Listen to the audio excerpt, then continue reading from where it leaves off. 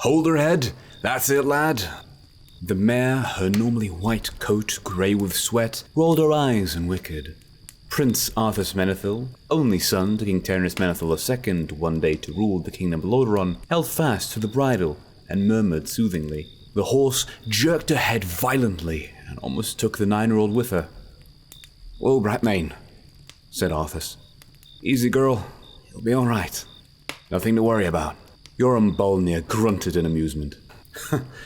"Doubt you'd feel that way if something the size of this foal was coming out of you, lad." His son, Yoram, crouching beside his father and the prince, laughed, and so did Arthas, giggling uncontrollably, even as hot and soggy foam from Brightmane's champing mouth dropped onto his leg. "One more push, girl," Bolnir said, moving slowly along the horse's body to where the foal, encased in a shiny shroud-like membrane, was halfway through his journey into the world.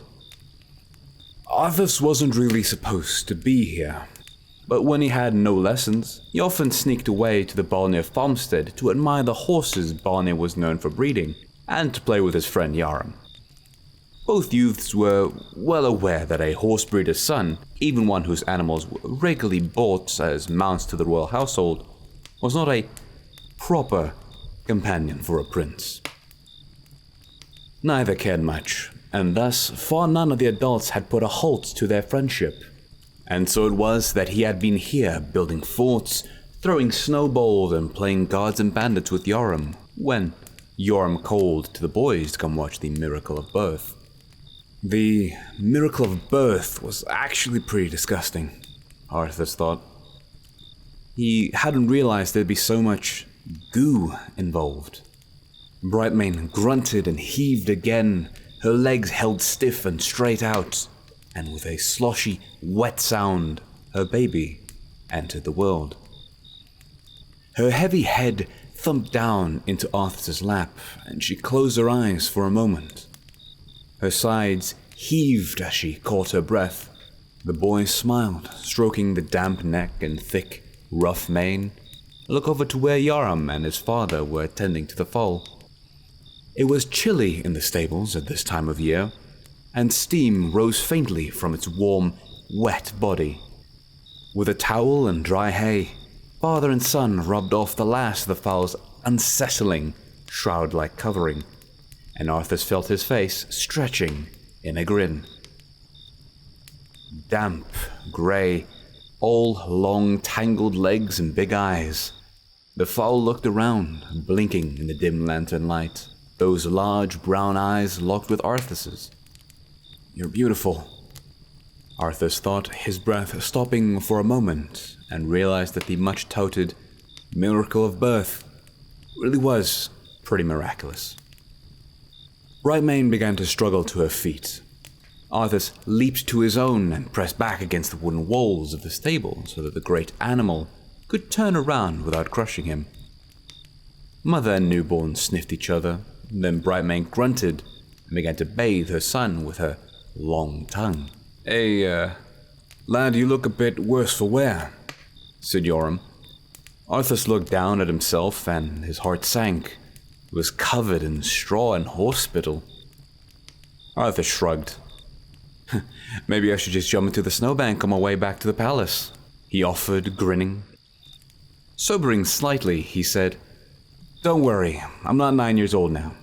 I'm no longer a baby and I can go where I..." There was a squawking of chickens and the sound of a man's booming voice, and Arthur's face fell. He squared his small shoulders, made an immense but ultimately ineffectual attempt at brushing off the straw, and strode out of the barn. "Sir Uther," he said in his best "I am the prince and you had best remember it" voice, "these people have been kind to me. I pray you don't go trampling their poultry or their snapdragon beds," he thought, glancing over at these snow-covered piles of raised earth with the beautiful blooming flowers that Vera Bolnir's pride and joy would burst forth in a few short months. He heard Yoram and Yaram following him out of the barn, but did not glance behind him. Instead, regarding the mountain knight, fully clouded in armor, Arthas gasped. "What happened?" "I'll explain on the way," Uther said grimly. I'll send someone back for your horse, Prince Arthas. Steadfast can travel faster, even with two. He reached down, a large hand closing on Arthas's arm, and swung the boy up in front of him as if he weighed nothing at all. Farah had come out of the house at the sound of a horse approaching at full gallop. She was wiping her hands off on a towel and had a smudge of flour on her nose. Her bright eyes were wide, and she looked over at her husband worriedly. Uther nodded politely to her. We'll discuss this later, Uther said. Ma'am. He touched his forehead with a male hand and courteous salute, then kicked his horse steadfast, armored as his rider was, and the beast leaped into action. Uther's arm was like a band of steel around Arthas's midsection. Fear bubbled up inside the boy, but he pushed it down even as he pushed on Uther's arm. I know how to ride, he said, his petulance covering up his worry. Tell me what's going on. A rider from the South Shore has come and gone. He brings ill news. A few days ago, hundreds of small boats filled with refugees from Stormwind landed on our shores, Uther said. He did not remove his arm. Arthas gave up that particular struggle and craned his neck, listening intently, his sea-green eyes wide and fastened on Uther's grim face. Stormwind has fallen. What? Stormwind? How? To who? What? We'll find it all out shortly. The survivors, including Prince Varian, are being led by Stormwind's one-time champion, Lord Anduin Lothar. He, Prince Varian, and others will be coming to the capital city in a few days. Lothar has warned us he bears alarming news. Obvious enough if something has destroyed Stormwind. I was sent to find and bring you back. You've no business playing with the common folk at this moment. Stunned, Arthas turned and faced forward again, his hands gripping Steadfast's mane. Stormwind. He had never been there, but he had heard tales about it. It was a mighty place with a great stone wall and beautiful buildings. It had been built with sturdiness in mind to withstand the buffeting of the fierce winds from which it had taken its name. To think it had fallen. Who or what could be strong enough to take such a city? How many people came with them? He asked, pitching his voice louder than he really wished to, in order to be heard over the drumming of the horses' hooves as they headed back towards the city. Unknown. Not a small number, that much is certain. The messenger said it was everyone who had survived. Survived what? And Prince Varian? He'd heard of Varian all of his life, of course, just as he knew all the names of neighboring kings, queens, princes, and princesses. Suddenly his eyes widened. Uther had mentioned Varian, but not the prince's father, King Lane. Will become King Varian. King Lane fell with Stormwind. This thought of a single tragedy hit Arthas harder somehow than the thought of thousands of people suddenly rendered homeless. Arthas's own family was close-knit. He, his sister Kalia, his mother Queen Lane, and of course King Tyrannus. He had seen how some rulers behaved with their families and knew that his was remarkable in the degree of closeness. To have lost your city, your way of life, and your father. Poor Varian, he said, quick tears of sympathy coming to his eyes. Uther patted his shoulder awkwardly. Aye, he said. It's a dark day for the boy. Arthas shivered suddenly, and not from the cold of a bright winter's day. The beautiful afternoon with its blue sky and softly curving snow-draped landscape had suddenly darkened for him. A few days later, Arthas was standing up on the castle ramparts, keeping Falric, one of the guards, company and handing him a steaming hot mug of tea. Such a visit, like the ones Arthas pays to Balnir's family and the castle scullery maids and valet and blacksmiths, and indeed nearly every underling on the royal grounds, was not unusual. Tyrannus always sighed, but Arthas knew that no one was ever punished for speaking with him, and indeed he sometimes wondered if his father secretly approved. Falric smiled gratefully and bowed deeply in genuine respect, pulling off his gauntlets so the mug would warm his cold hands. Snow threatened and the sky was pale grey, but thus far the weather was clear. Arthas leaned down against the wall, resting his chin on his folded arms. He looked out over the rolling white hills of Tirisfol, down the road that led through Silverpine Forest to South Shore, the road along which Anduin Lothar, the Mage Khadgar, and Prince Varian would be traveling. "Any signs of them?"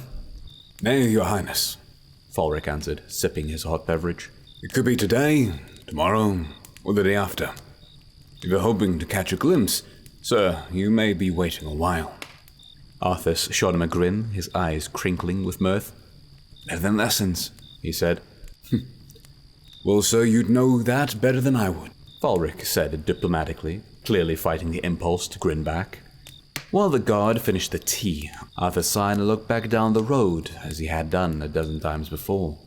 This had been exciting at first, but now he was becoming bored.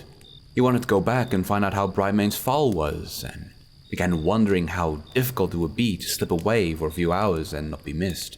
Falric was right. Lothar and Varian might still be a few days away.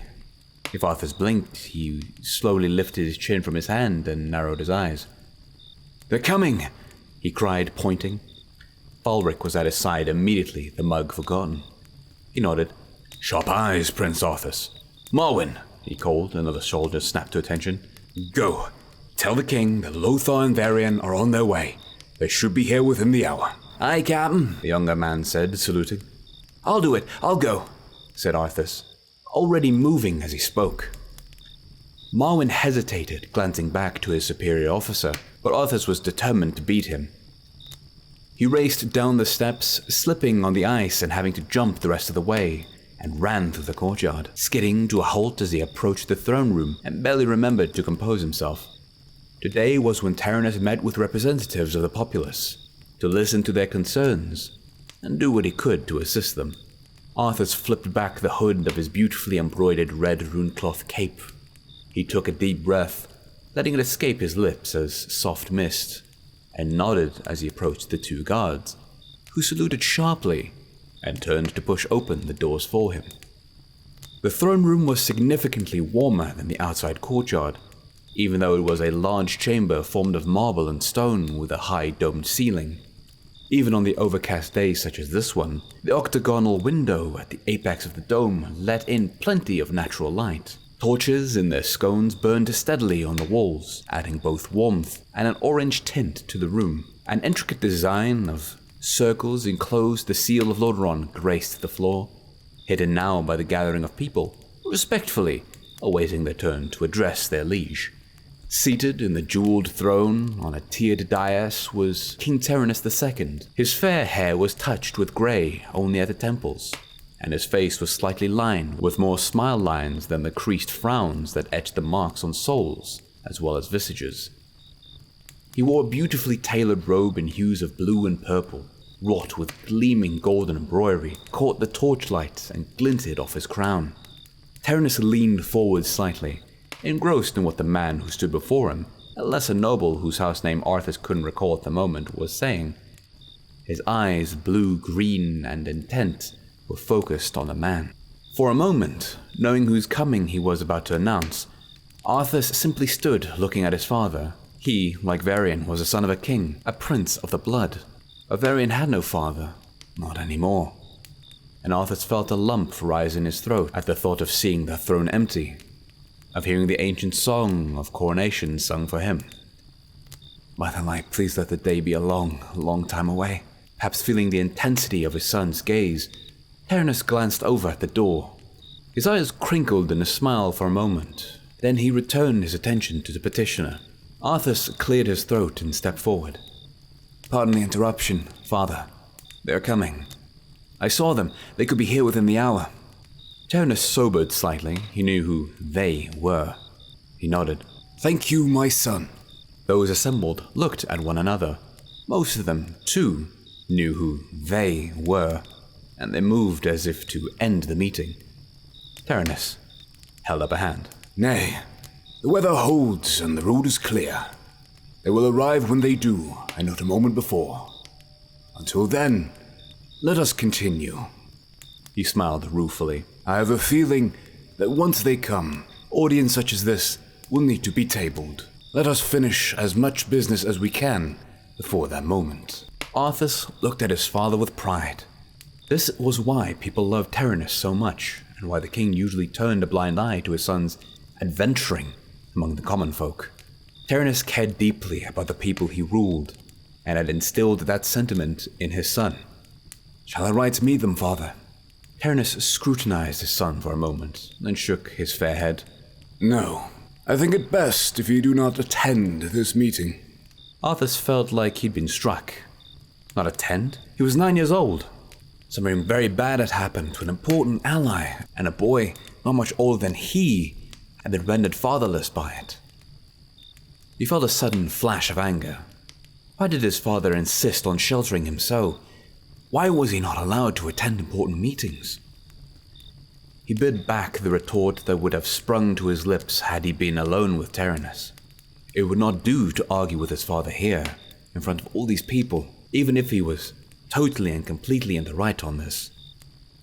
He took a deep breath, bowed, and left. An hour later, Arthas Menethil was safely ensconced in one of the many balconies that overlooked the throne room. He grinned to himself. He was still small enough to hide under the seats if anyone poked their nose in for a quick perusal. He fidgeted slightly. Another year or two and he wouldn't be able to do this. But in a year or two, surely father will understand that I deserve to be present at such meetings, and I won't have to hide. The thought pleased him. He rolled up his cloak and used it as a pillow while he waited. The room was warm from braziers, torches, and the heat of many bodies in a small space. The heat and the soothing murmur of voices in normal discussion lulled him, and he almost fell asleep. "Your Majesty," the voice, powerful, resonant, and strong, jerked Arthas awake. "I am Anduin Lothar, a knight of Stormwind." They were here! Lord Anduin Lothar, the one-time champion of Stormwind. Arthas edged out from under the seat and rose carefully, making sure he was hidden behind the blue curtain that draped the box, and peeked out. Lothar looked every inch the warrior, Arthas thought as he regarded the man. Tall, powerfully built, he wore heavy armor with an ease that indicated he was well accustomed to its weight. Although his upper lip and jaw sported a thick mustache and a short beard, his head was almost bald. What hair he had left had been tied back in a small ponytail. Beside him stood an old man in violet robes. Arthas's gaze fell on the boy who could only be Prince Varian. Tall, slender yet, but with a broad shoulder that promised the slim frame would one day fill out. He looked pale and exhausted. Arthas winced as he regarded the youth, a few years older than he, looking lost, alone, and frightened. When addressed, Varian recovered and gave the polite, requisite replies. Tyrannus was an old hand at knowing how to make people feel comfortable.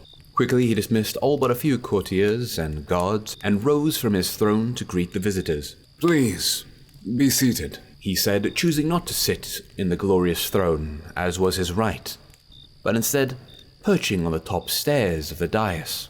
He drew Varian down beside him in a fatherly gesture. Arthas smiled.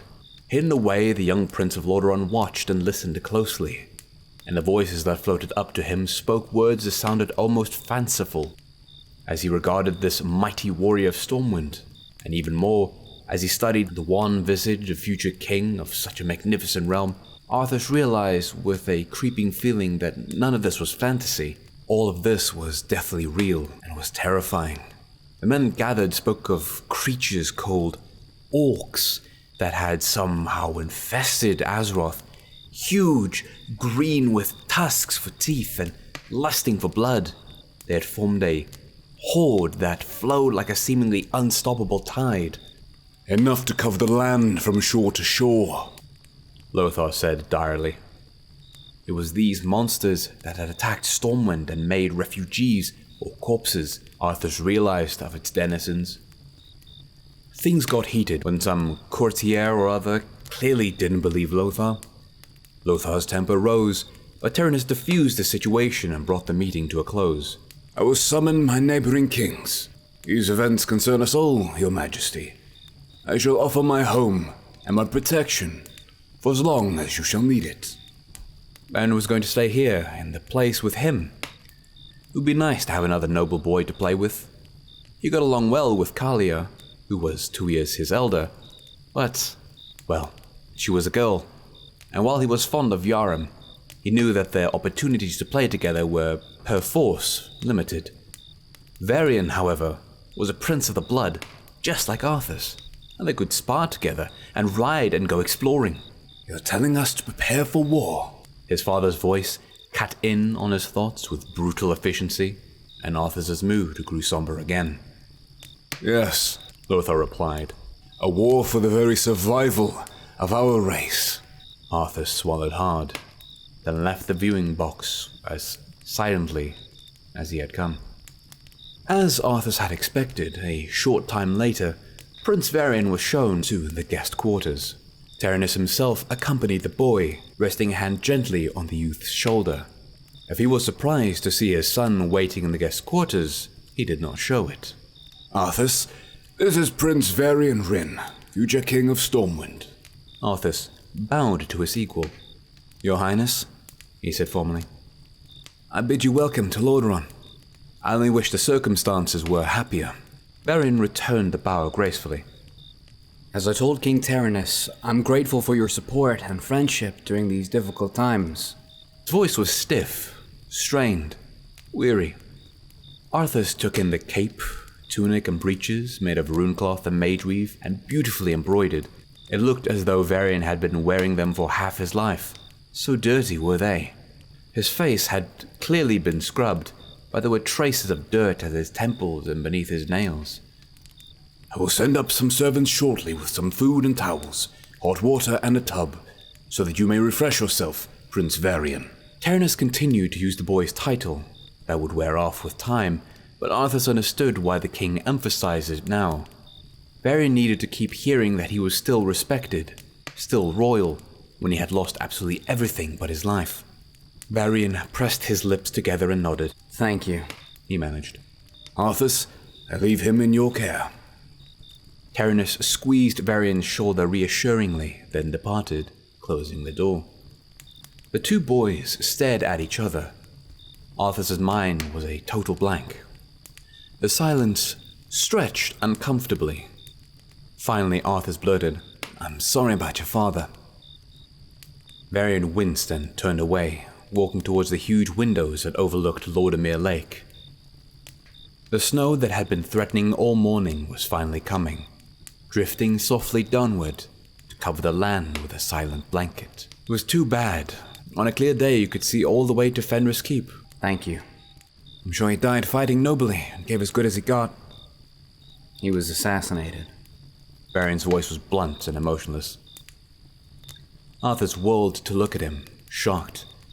His features in profile to Arthas, now lit and the cold light of a winter's day, were unnaturally composed. Only his eyes, bloodshot and brown and filled with pain, seemed alive. A trusted friend managed to get him to speak with her alone. She then killed him, stabbed him right in the heart. Arthas stared. Death in glorious battle was difficult enough to handle, but this... Impulsively, he placed a hand on the other prince's arm. I saw a foal born yesterday. He said it sounded inane, but it was the first thing that sprang to his mind, and he spoke earnestly. When the weather lets up, I'll take you to see him. He's the most amazing thing. Varian turned toward him, gazed at him for a long moment. Emotions flitted across his face.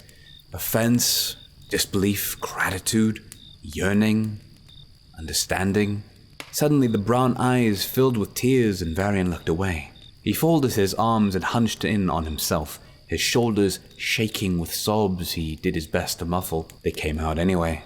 Harsh, racking sounds of mourning for a father, a kingdom, a life that he probably hadn't been able to grieve until this precise moment. Arthas squeezed his arm and felt it rigid as stones beneath his fingers. I hate the winter. Varian sobbed, and the depth of the hurt conveyed by those three simple words, a seeming non sequitur, humbled Arthas. Unable to watch such raw pain, yet powerless to do anything about it, he dropped his hand, turned away, and stared out the window. Outside, the snow continued to fall. And that's the end of that. Oh, you fell asleep. Oh. I'll write the title of the book down for you, and you can find it in your local library or elsewhere, if you're really curious as to what happens next. I'll see you in the morning, friend. Rest well.